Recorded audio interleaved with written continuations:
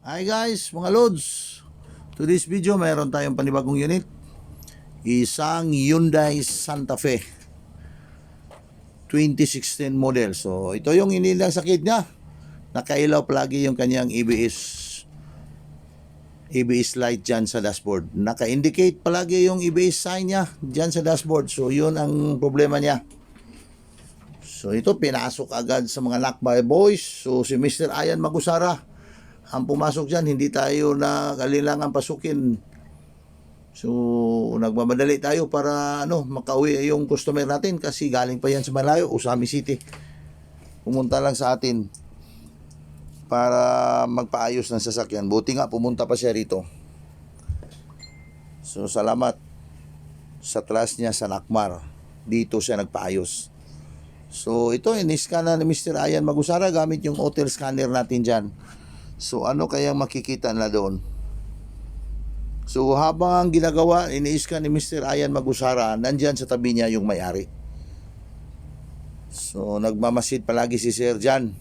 So, talagang, iningat-ingatan niya yung kanyang unit kung paano ginagawa sa mga Nakmar boys. So, dito, parang may nakita na sila. So, makinig tayo kung ano kayang nababasa dyan sa scanner ni Mr. Ayan Magusara. Ano kayang fault code ang nakuha dyan? Ayun, ini-scan na ni Mr. Magusara with sa may-ari dyan, katabi niya. So, dito makinig tayo kung anong nakikita, anong pinag-usapan nila dyan sa may-ari. Left rear wheel speed sensor circuit open or short, invalid, no signal. Left rear wheel. Ito ni ko na resita. Reset.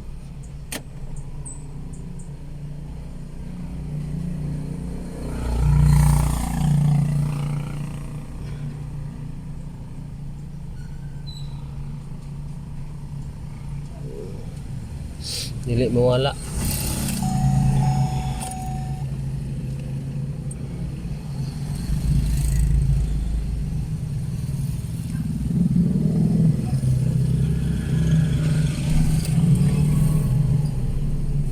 Dili mawala.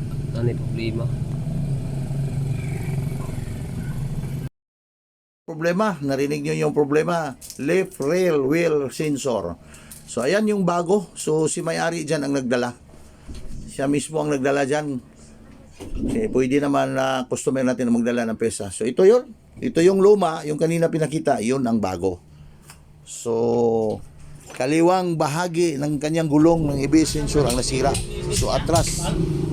So sa atras dito, fast forward tayo kasi naikabit na yung bago.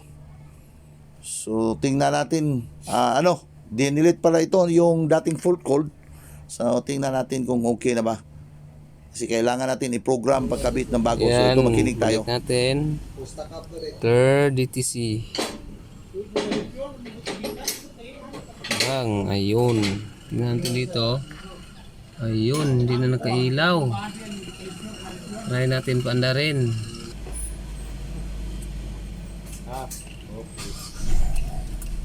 Yun, okay na. Okay na.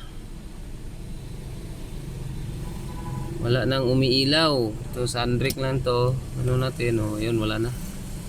So ayos. Ayos yung pinalitan natin.